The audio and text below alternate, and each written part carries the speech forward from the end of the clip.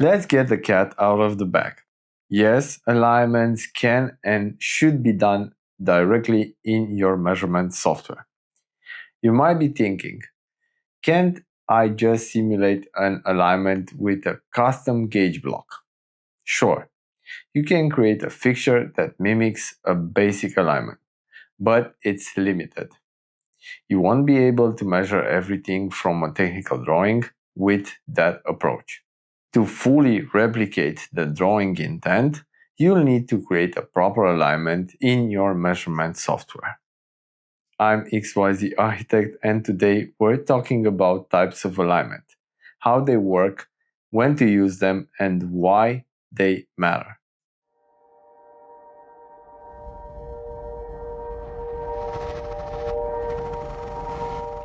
Every part can have one or more alignments within a measurement program. No matter the type you use, the key rule is this: the feature used for alignment must be stable. That means no burrs, no major deformations, no visible damages, no dirt, nothing. So why does alignment stability matter? Think of it like building a house. Would you build directly on a rocky, uneven patch of ground?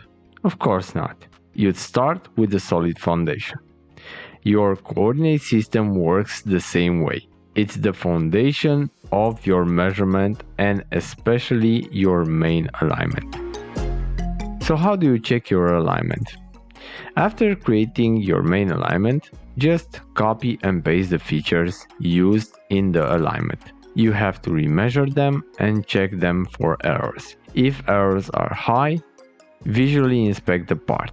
Then check the strategy if everything is okay visually, and most important, report the issue if everything seems to be fine. Explain clearly that the rest of the measurements depend on these features.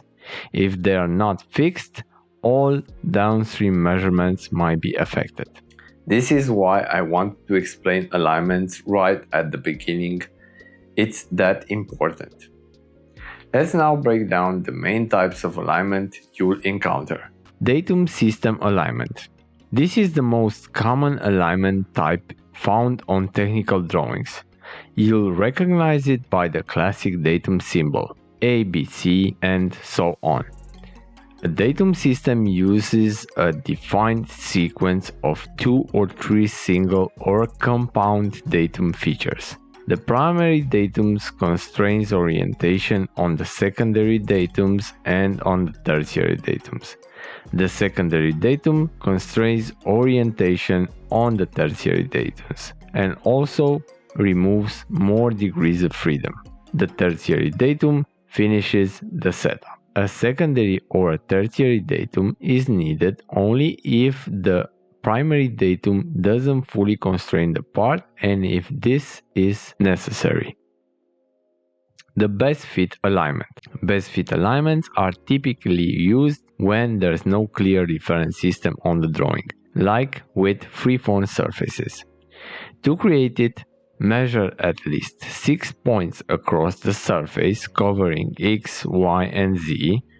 The software minimizes the square errors between actual and nominal points. Always use loops when creating a best fit alignment. Without them, your results won't be repeatable and the uncertainty will be high. Also, keep in mind that on best fit alignments, it's better to have the part mounted on the measurement table with its surfaces parallel to the CMM axis. 3-to-1 or RPS alignments.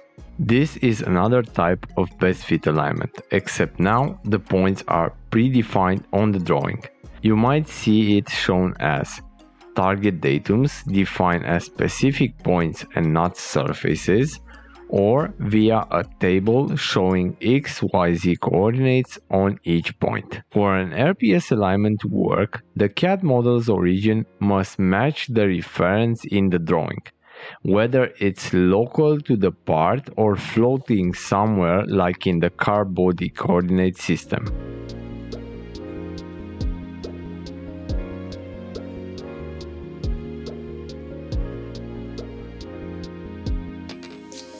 And yes, loops are crucial here too for accurate, repeatable results. As a bonus to this video, we will talk about also the P6 alignment from Calypso. This type of alignment is specific to Calypso and used mostly for tube alignment. It is done using just 3 points. The first point sets origin in X, Y, and Z. The second point defines the main axis, and the third point sets the rotation around the axis. Simple, fast, and effective for tubular parts. We also have the geometry best fit alignment. This is similar to a 3D best fit, but with more flexibility. You can best fit entire geometries like planes, lines, cylinders, cones, spheres, and so on, whereas 3D best fit is limited to points or features that generate points like circles or symmetries.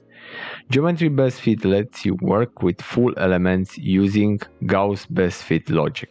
That wraps up the most common types of alignment you'll use in your measurement program. Now you know when and why to use each alignment type, how to implement them in Calypso, and why stable references are your measurement foundation.